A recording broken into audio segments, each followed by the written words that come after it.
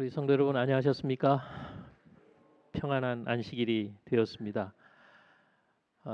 저는 지난 월요일부터 건너는 사람들의 이야기라는 제목으로 총 주제로 말씀을 드렸습니다.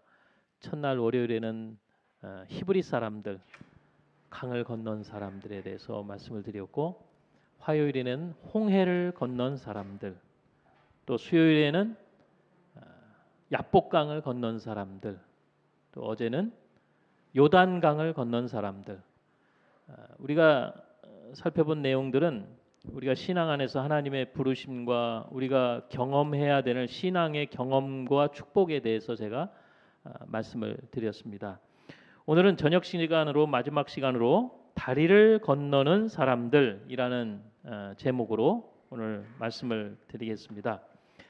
오늘 드릴 첫 말씀은 이것입니다. 요한복음 14장 6절입니다.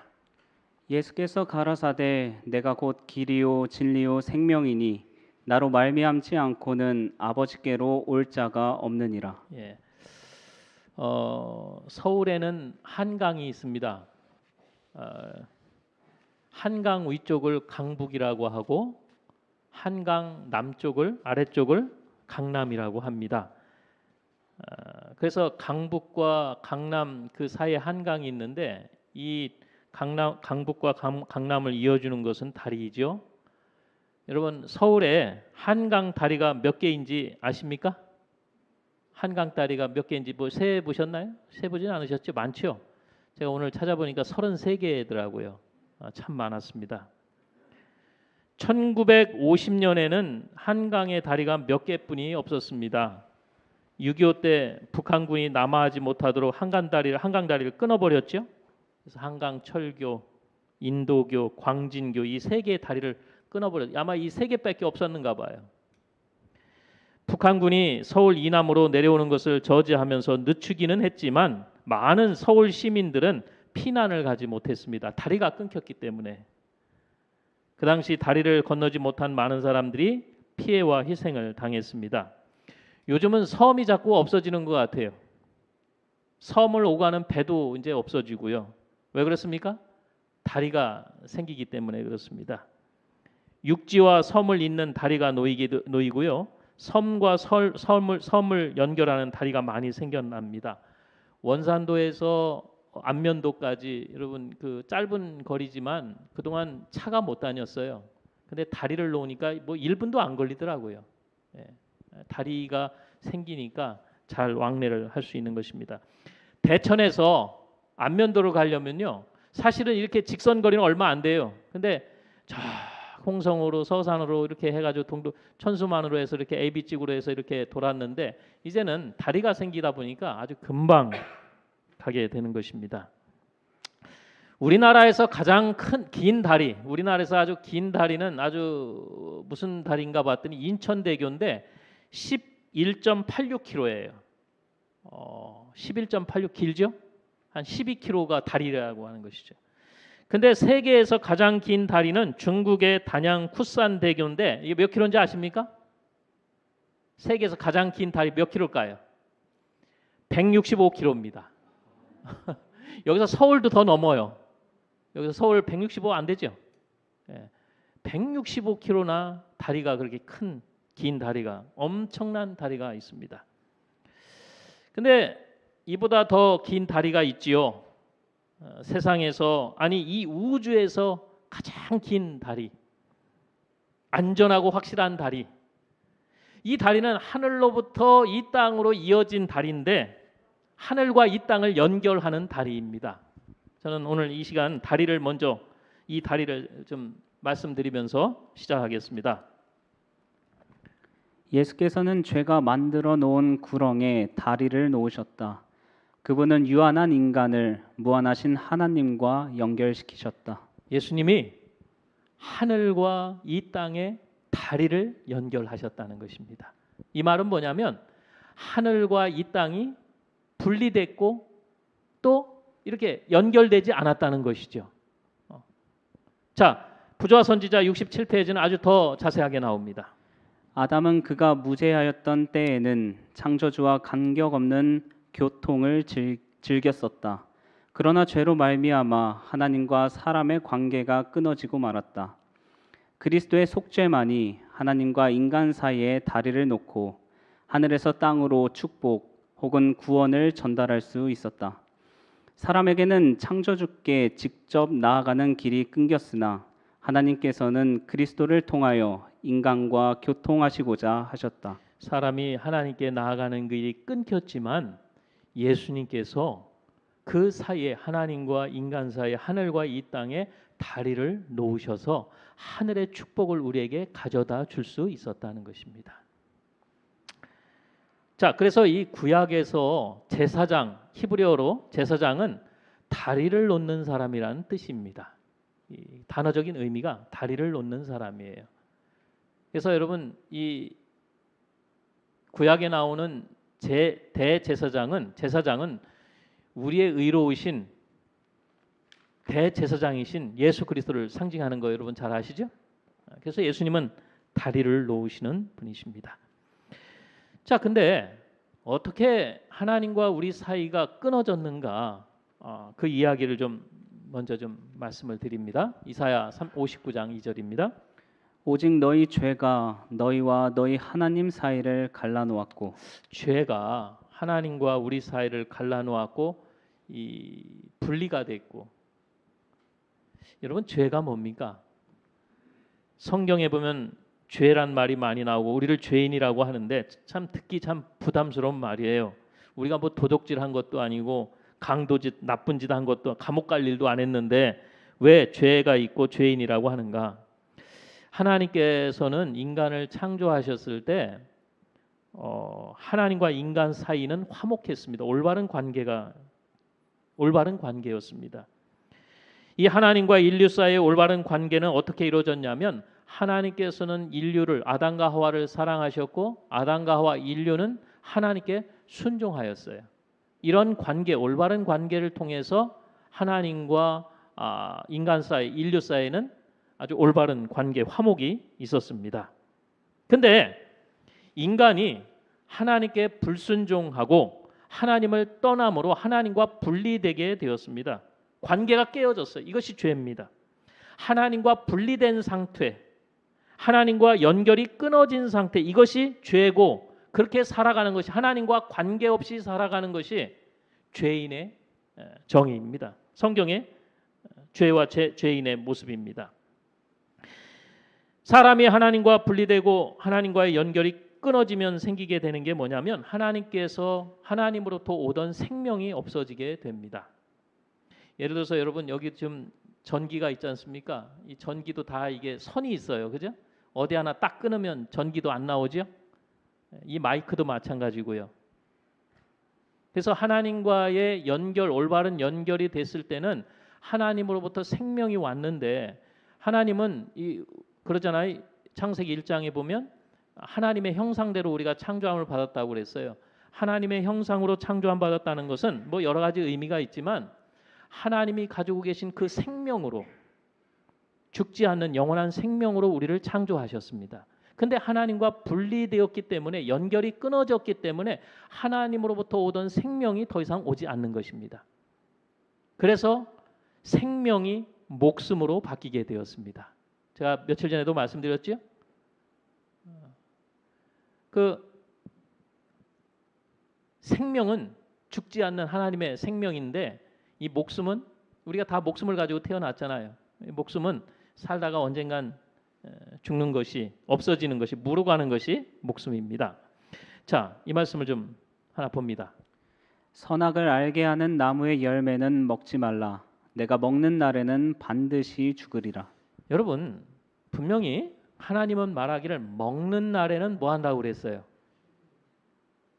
아담과 하와가 선악과를 먹었습니까? 안 먹었습니까? 먹었어요? 안 먹었어요? 그러면 먹는 날 죽었어요? 안 죽었어요? 안 죽었어요? 그럼 하나님 거짓말 하신 거네요? 그죠? 그러니까 하나님은 먹는 날 죽었다고 그랬지 먹는 날 죽는다고 했어요? 안 했어요? 이거에 대해서 우리 김명호 목사님이 쓰신 책을 제가 봤어요. 그랬더니 그 목사님께서 이런 비유를 들으셨더라고요. 여러분 여기는 선풍기 없습니까? 에어컨으로만 쓰시고 선풍기, 집에 선풍기 생각하시면 됩니다. 여러분 선풍기를 1단, 2단, 3단, 4단 4단은 막 돌아가죠. 막 돌아갑니다. 그죠? 근데 그 선을 뭐 자르든지 선 코드를 딱 빼면 여러분 딱 빼면 딱 그때 딱 멈춥니까? 아니면 돌아가던 여진에 의해서 한 10초 동안 돌다가 딱 멈춥니까? 여러분 집 선풍기는 어때요? 딱 빨면 그냥 딱 꺼져요. 근데 거기서? 아니죠. 선풍기를 딱 빼면 코드를 딱 빼면 그 돌아가던 여진에 의해서 그때부터 힘없이 돌죠. 힘없이 돌다가 한 10초 돌다가 어떻게 돼요? 다 꺼져요.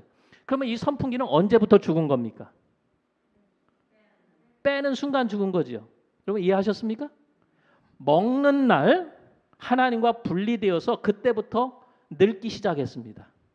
그때부터 죽기 시작했습니다. 그래서 여러분 언제 죽었어요?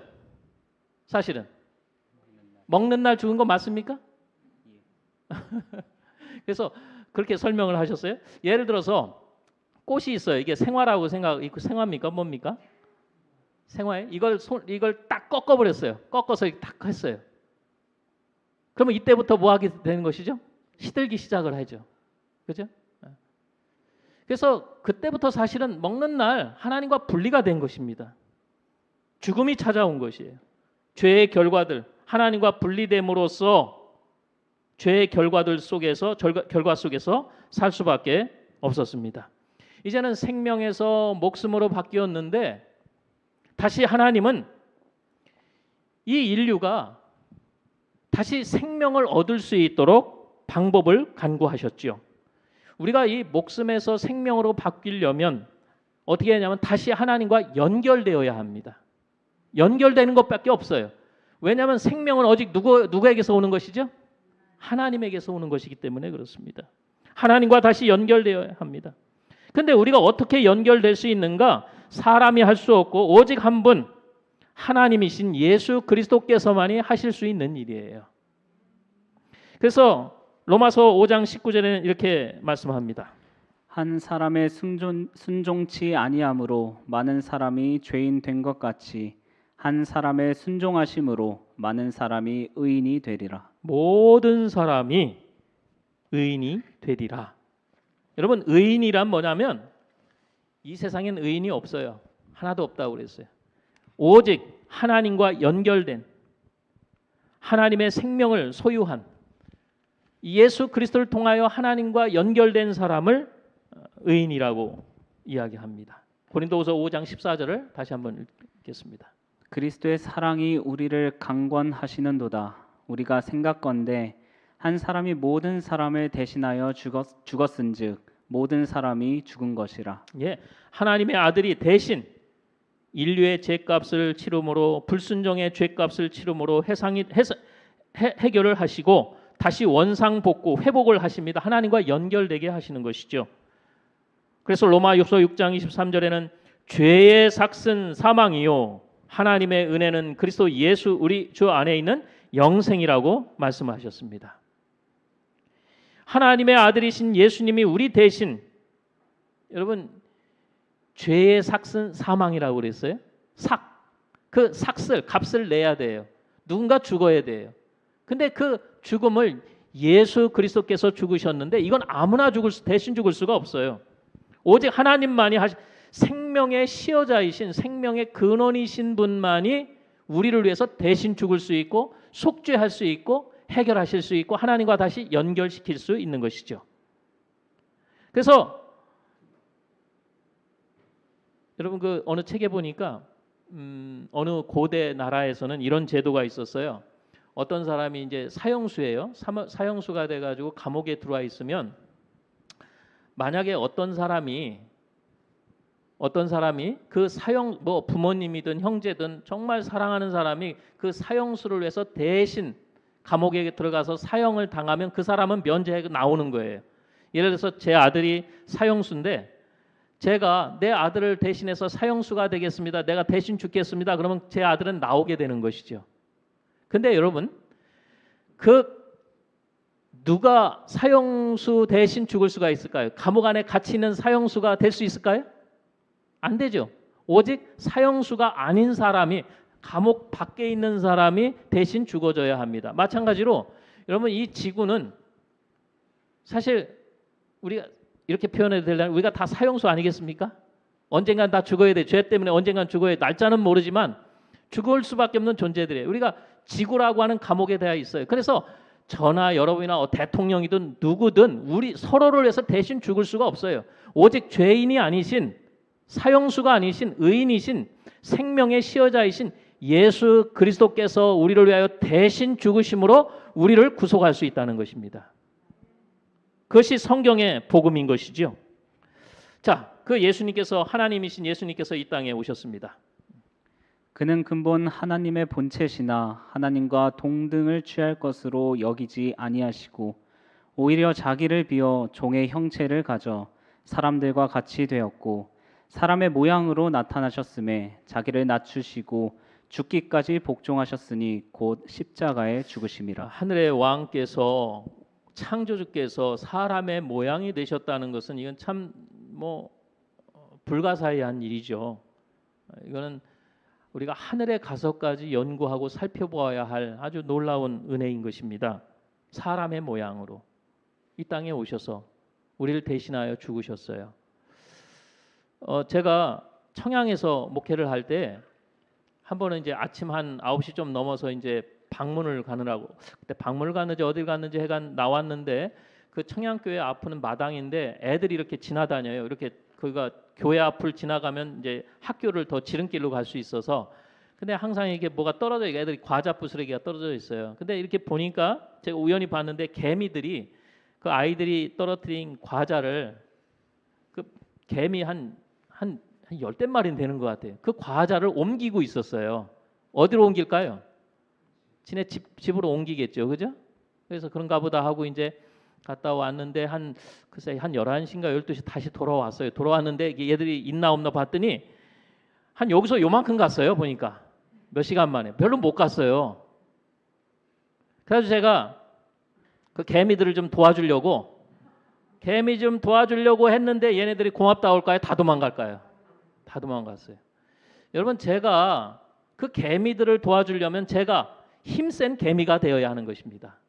사람의 저의 모습으로 개미를 도와주면 안 돼요. 힘센 개미가 되어야 돼요. 개미들을 도와주려면. 하나님께서 우리들을 도우시기 위해서, 우리를 구원하시기 위해서 사람의 모양이 되셨어요. 이 땅에 오셨어요. 신성과 인성을 겸비하신 것이죠. 우리 주님이 이 땅에 오신 것은 이 은혜를 이루시기 위해서였습니다. 하나님이 세상을 이처럼 사랑하사 독생자를 주셨으니 이는 그를 믿는 자마다 멸망치 않고 영생을 얻게 하려 하심이라. 우리가 다 사실은 멸망할 수밖에 없는, 무로 돌아갈 수밖에 없는 존재들이에요. 여기 그렇지 않으신 분들 계십니까? 나는 죽지 않을 거야. 나는 죄인 아니야. 그러면 그 어떻게 증명하면 되면 자기 안 죽으면 돼요. 우린 다 죽을 수밖에 없는 존재들이. 그러나 예수께서 이 땅에 오신 것은 우리로 하여금 죽지 않고 원래 하나님께서 주신 영원한 생명을, 영생을 얻게 하시려고 오신 것입니다. 우리가 잘 부르는 자비로운 주 하나님, 날 구원했으니 내 잃었던 생명 이제야 찾았네 그랬지요. 내 잃었던 생명. 그래서 요한일서 4장 10절에는 이렇게 우리에게 말씀하죠. 사랑은 여기 있으니 우리가 하나님을 사랑한 것이 아니요 하나님이 우리를 사랑하사 우리 죄를 속하기 위하여 화목제물로 그 아들을 보내셨음이라. 화목제물. 하나님과 우리 사이가 분리되었지만 예수께서 이 땅에 오셔서 우리를 속죄하심으로 화목제물이 되시면 중간 역할을 하셨어요. 중개 역할을 하셨어요. 그분으로 인하여 우리가 하나님과 다시 화목하게 되었는데 화목제물이신 예수 그리스도를 통해서 이루어졌다는 것입니다. 그걸 아까 부자선지자 67페이지에 이렇게 말씀한 거죠.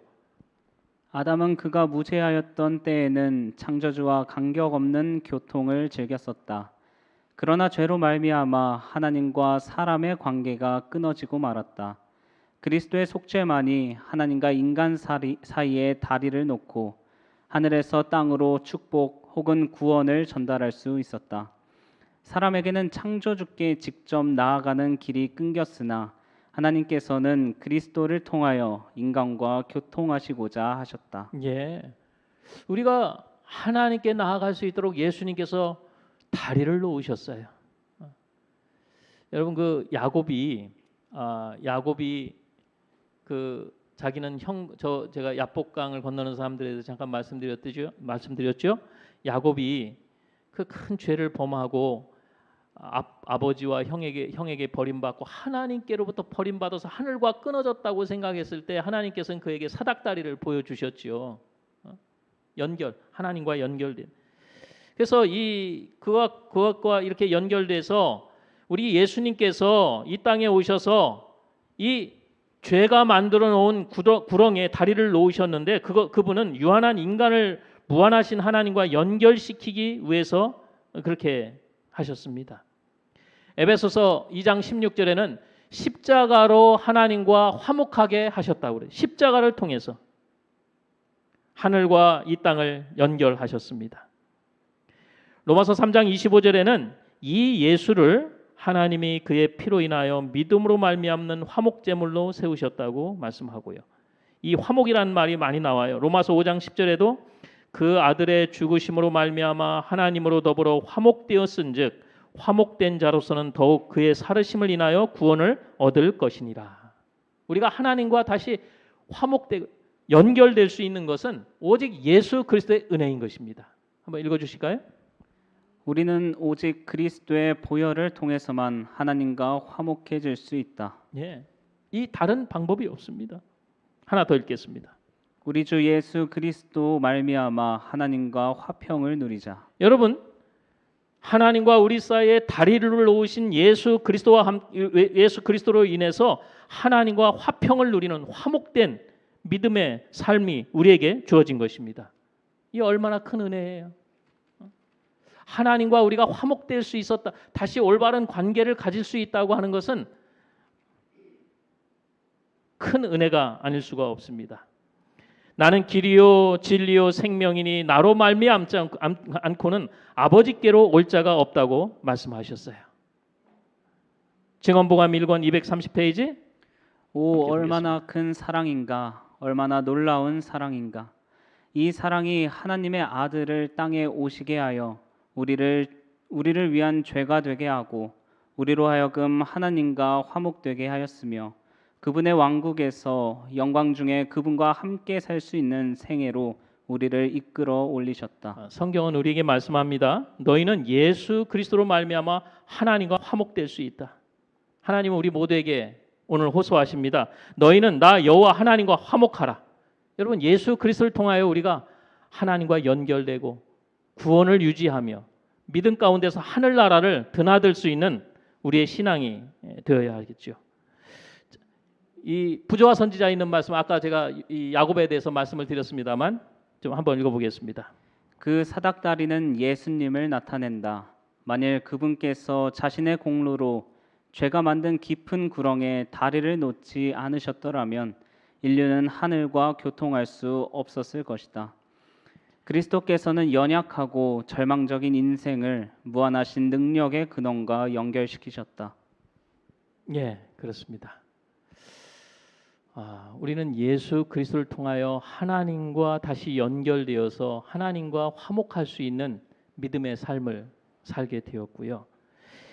그러면서 고린도후서 5장 18절에는 하나님과 화목한 사람들에게 이러한 직분을 주셨습니다. 보실까요?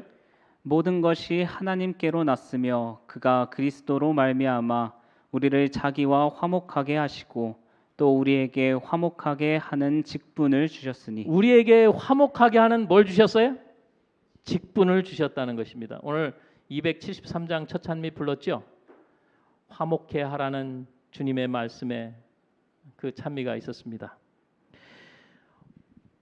예수님을 통하여 하나님과 화목하게 된 사람들에게 직분을 주셨는데 우리도 화목하게 하는 직분을 우리에게 허락하셨다는 것입니다.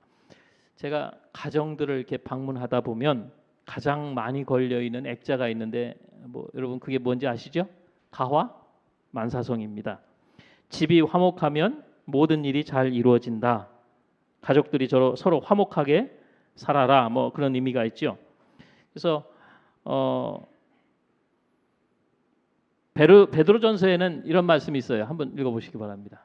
남편 된 자들아 이와 같이 지식을 따라 너희 아내와 동거하고 저는 더 연약한 그릇이요 또 생명의 은혜를 유업으로 함께 받을 자로 알아 귀히 여기라.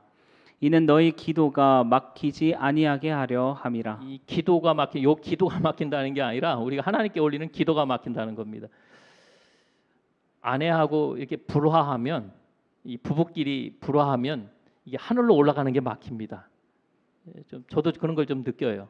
뭔가 집사람하고 좀 이렇게 안 좋으면요, 설교도 잘 안 되고 기도도 잘 안 되고, 그래서 이 참 화목하게 지낸다는 것이 여러 의미가 있는 것 같습니다.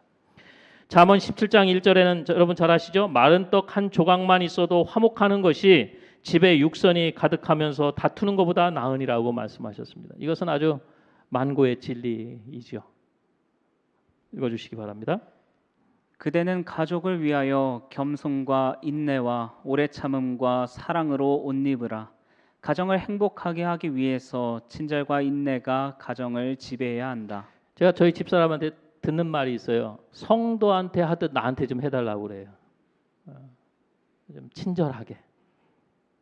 근데 참 남들한테는 잘하는데 가족에게 함부로 하는 경향이 있습니다. 가족이니까 괜찮겠지. 그러나 가까운 사이일수록 여러분, 우리는 가까운 사이일수록 친절과 인내와 오래 참음의 사랑으로 대해야 하는 것이죠. 여기 데살로니가전서 5장 13절에는 또 우리에게 말하기를 너희 사랑 안에서 너희 귀히 여기면 너희끼리 서로 화목하라 말씀합니다. 로마서 12장 8절에도 할 수 있거든 너희로서는 모든 사람으로 더불어 평화하라 라고 말하는 것입니다. 우리에게 화목하게 하는 직분을 주셨습니다. 여러분, 우리가 살다 보면 피스메이커가 있고 트러블 메이커가 있습니다.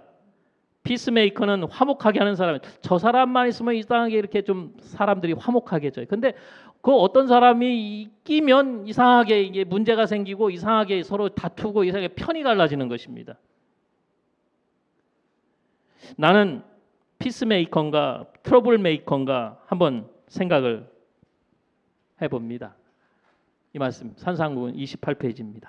하나님과 동료 인간들로 더불어 화목하게 지내는 사람은 불행해질 수 없다. 하나님과 조화를 이루며 사는 신앙인은 하늘의 평화에 참여한 자이며 그 복된 감화를 나타내게 될 것이다. 화평의 정신이 주위에 이슬과 같이 내릴 것이다. 여러분, 우리가 이렇게 보면 사람과의 관계는 좋은데 하나님과의 관계는 안 좋고, 하나님과의 관계는 좋은데 사람과의 관계는 안 좋을 수가 있어요. 근데 신앙이 무엇인지 아십니까? 신앙은 이렇게 십자가는 이렇게 생겼습니다. 이렇게만 생긴 게 아니라 이렇게 생겼어요. 하나님과의 관계도 좋고 사람과의 관계도 좋은 것이 진짜 신앙입니다. 이 하나님과 화목하면 우리가 사람과도 화목한 것이 그것이 진정한 신앙이라고 하는 것이죠. 그래서 마태복음 5장 9절에는 이런 말씀이 있어요.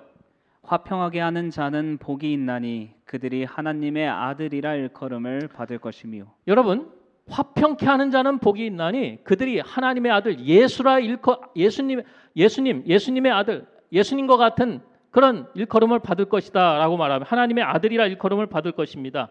왜냐하면 하나님의 아들께서 예수 그리스도께서 이 땅에 오셔서 하는 게 뭐냐면 하늘과 이 땅을, 하나님과 우리 사이를 화평하게 하셨어요. 마찬가지로 우리가 이 땅에서 화평하게 화목하게 하는 직분을 우리가 따라 살면은 우리도 하나님의 아들이라 일컬음을 받을 것이다라고 말씀을 하고 있습니다. 이것은 뭐냐면 예수님께서 이 땅에 오셔서 분리된 하늘과 이 세상, 하나님과 우리 사이에 다리를 놓으셨는데 그 다리를 건너서 하나님께 나아가는 자들은, 하나님의 영원한 생명을 얻은 자들은 이 세상에서 다리를 놓는 역할, 직분의 삶을 살아야 한다라고 말씀해 주시는 것입니다. 우리에게 화목하게 하는 직분을 허락하셨습니다. 여러분, 교회의 목적이 무엇일까요? 교회는 사람을 구원하기 위해 하나님께서 세우신 기관이다. 즉 이 말은 뭐냐면 교회란, 사람들을 구원한다는 건 뭐냐면 뭇 영혼들을 하나님과 화목되게 하는 역할인 것입니다. 사람들을 하나님께 연결시키고 하나님과 화평한 관계가 되게 하는 것이죠. 고린도후서 6장 18절에 나는 너에게 아버지가 되고 너는 내게 자녀가 되리라 전능하신 주 여호와의 말씀이나라고 하고 있습니다.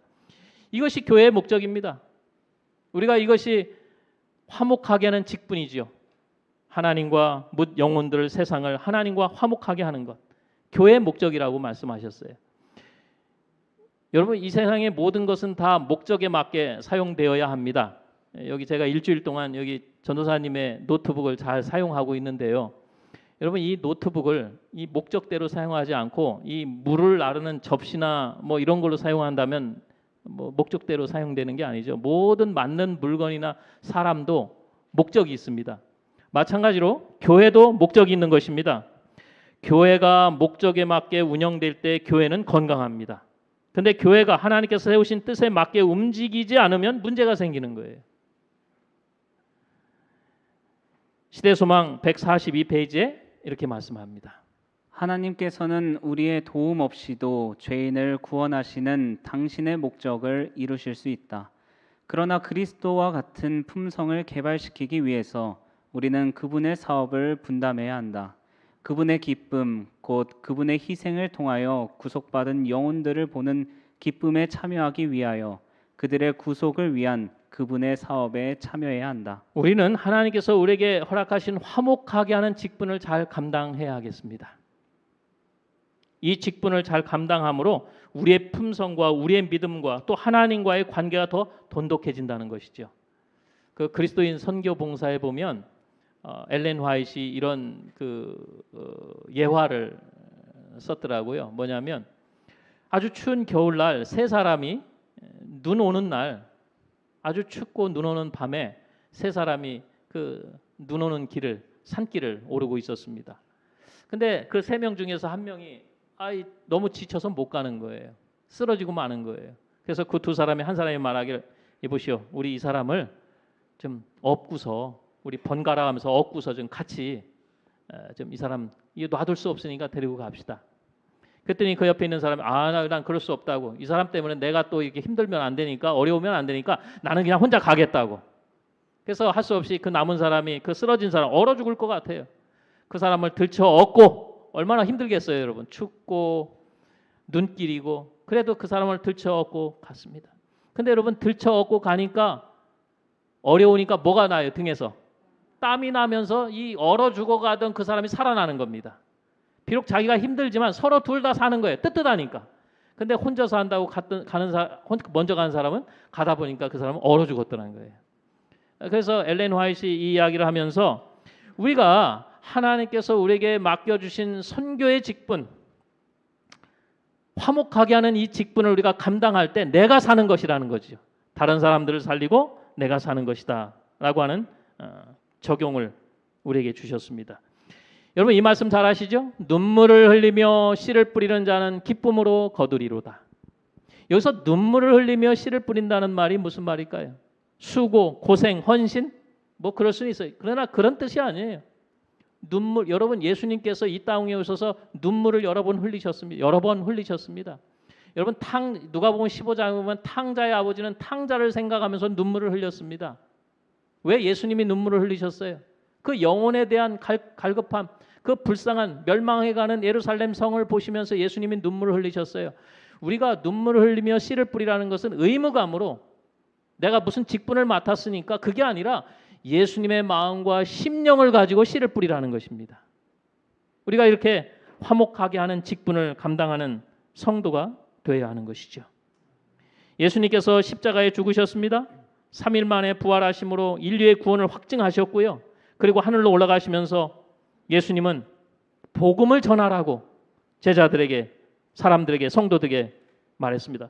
이 사도교회는 예수님이 십자가에 돌아가시고 부활하시고 하늘로 승천하실 때 예수님께서 다시 오시겠다는 재림의 약속을 주셨을 때 믿음이 뜨거워졌습니다. 성령의 불길이 솟아올랐습니다. 그래서 이 사도교회가 어떻게 시작됐는지 여러분 너무 잘 아실 거예요. 오순절 전 죄송합니다. 오순절 전에 그들은 함께 모여서 모든 불화를 일소했다. 그들은요,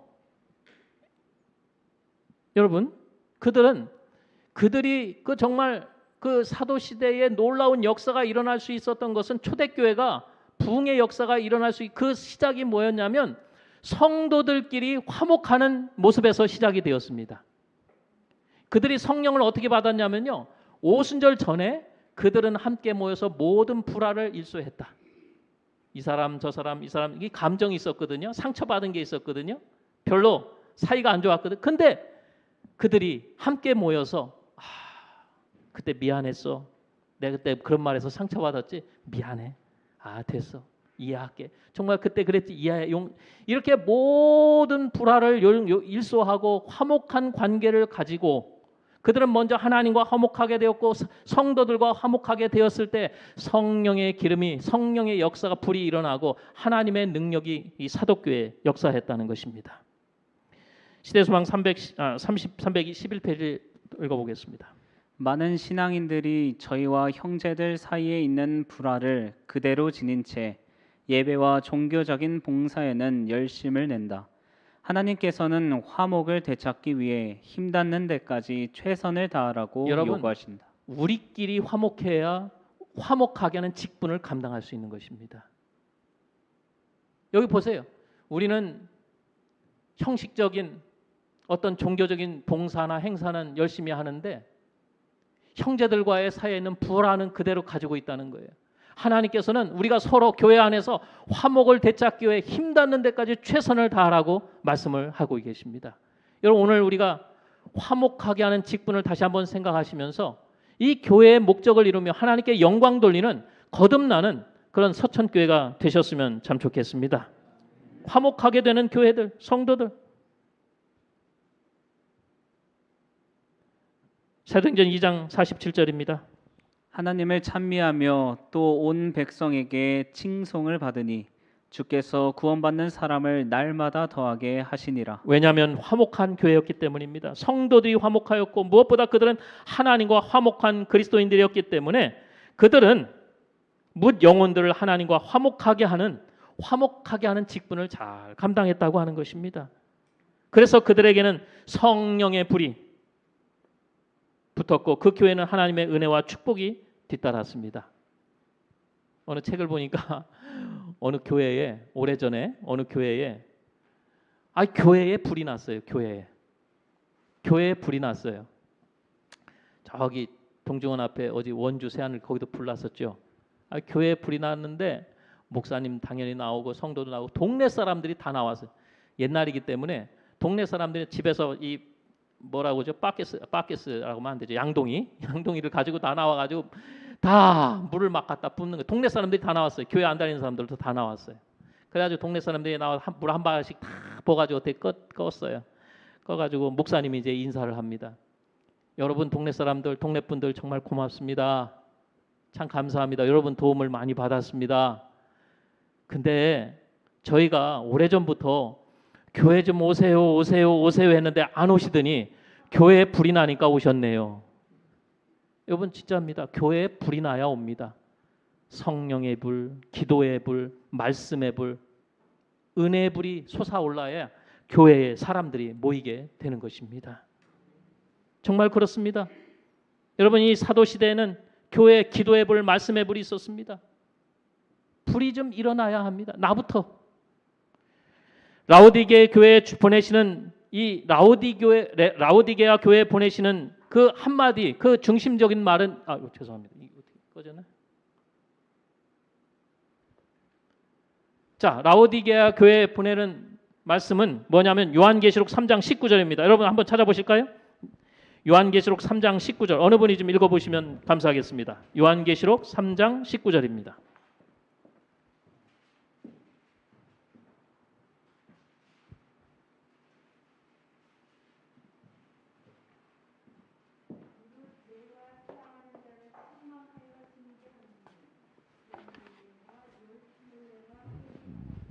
열심을 내라.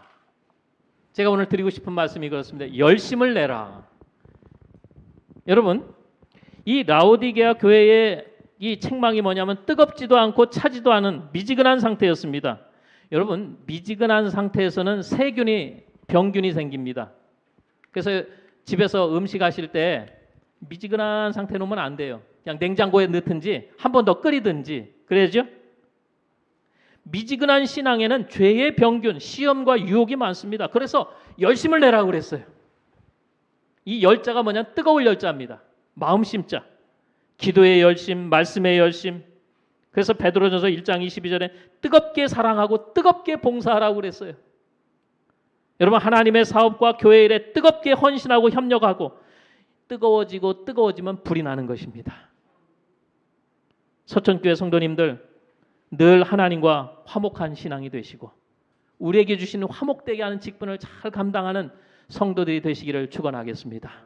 열심을 내어서 기도의 열심, 말씀의 열심, 봉사의 열심, 우리 함께 열심을 내어서 올 한 해는 이 교회가 뜨거워지고 성령의 불이 내려서 하나님께서 원하시고 바라시는 교회가 되고 성도들이 되시기를 주님의 이름으로 바라면서 오늘 말씀을 마치겠습니다. 기도하겠습니다. 아버지, 오늘도 우리에게 말씀을 주셨습니다.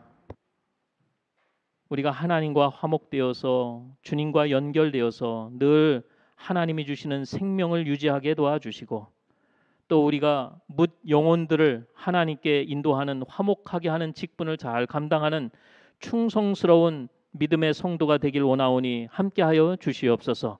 서천교회가 화목한 교회가 되게 도와주시고 성령의 불이 일어나서 하나님께서 원하시고 바라시는 교회가 되게 하시며 하나님 영광 받으시고 이 교회에 하나님의 축복으로 채워주시기를 예수님의 이름으로 간절히 기도합니다. 아멘.